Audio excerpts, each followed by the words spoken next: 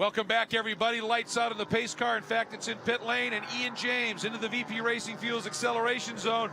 And he went a bit sooner this time, but Drew Stavely has read it well, and a couple of cars running wide. Stavely got a run, and we know the McLaren's got speed. This could be fun down in turn one, Cal. It could. They could be three abreast by the time they have to hit that middle pedal of the brakes. Look at Kurtz. He looks to the inside. James protects, takes away the inside line.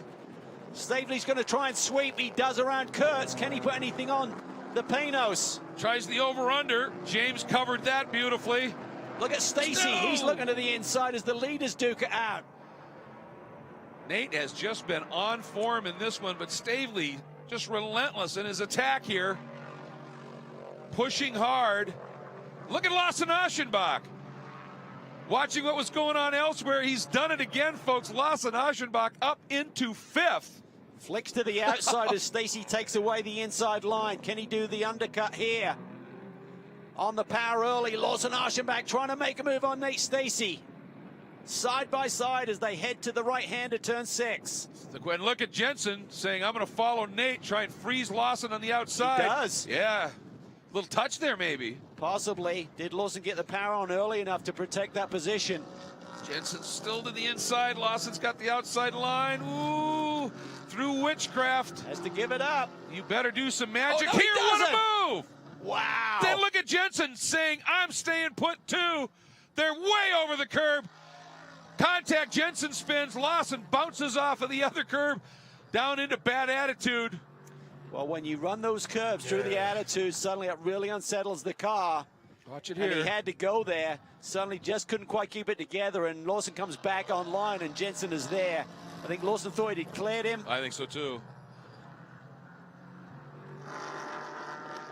Wow, that was amazing. Yeah, I think Lawson, when he got up there, thought he had the move done on him, and then Jensen went straight through those curbs. I thought Jensen had the move done a couple of corners before that, but Lawson didn't want to give it up. Here's the crew having a serious look here. Talking to Lawson, they will give that car a good eyeball as it comes through. It looks like it's his car's okay. Meanwhile, James, little bit of a margin this time over Stavely. Another look at this one more time, Cal. Look at this. Then just goes back and uses some of the curb. There was just nowhere for Jensen to go. Lawson's racecraft is, we talk about it every weekend, but I think he just needed to leave Jensen a little bit of room there to try and just fight his way over those curbs. Well, you saw when he turned into the right-hander where that big curb is, which is the second attitude, that left rear tire left a big black streak. I mean, he was on it aggressively through there.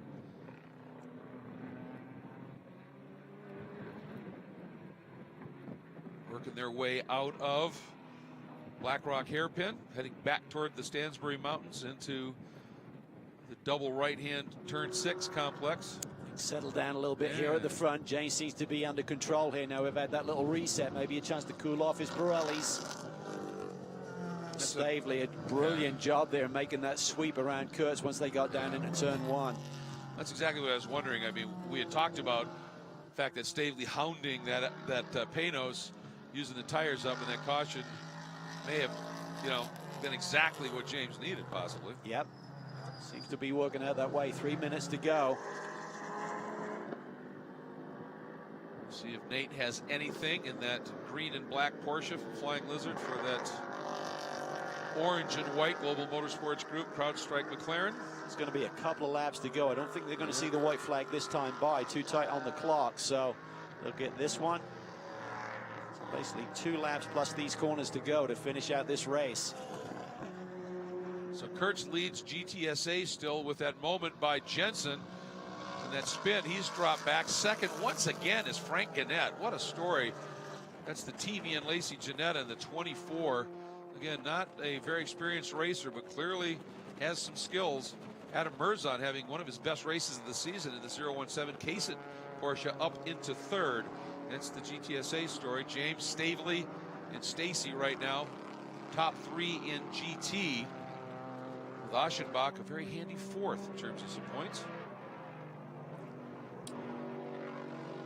What does Stavely have in his back pocket here? What heat can he put on Ian James? He needs to be close enough where Ian James has got to protect the line and compromise his lap time a little bit.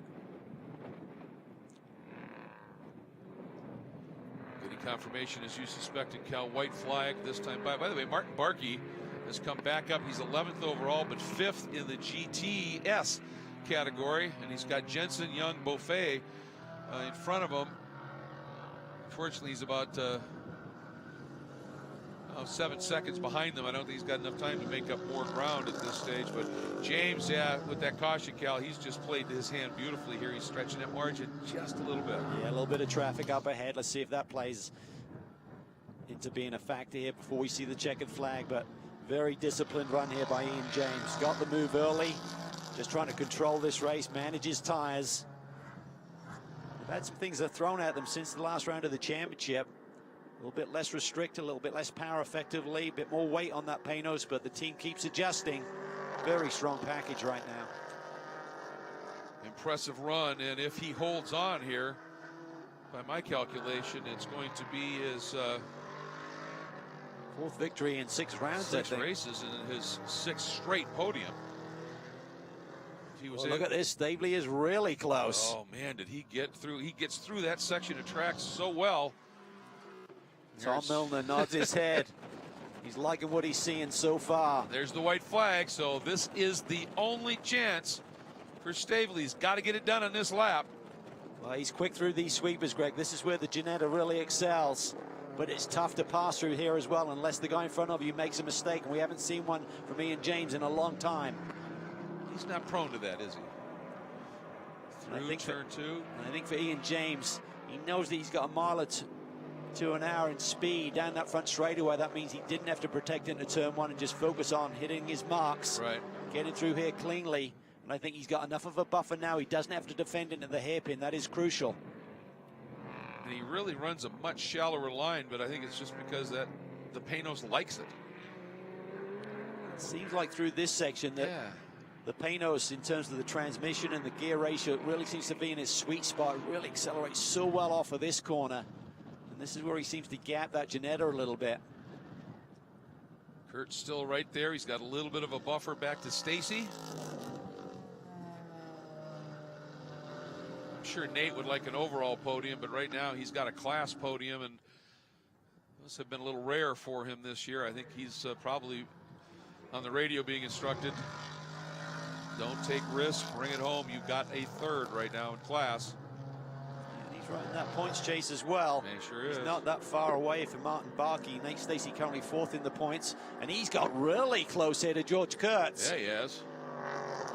Big battle up front with a couple of corners to go, and a battle for that final podium spot as well. Here comes Staveley.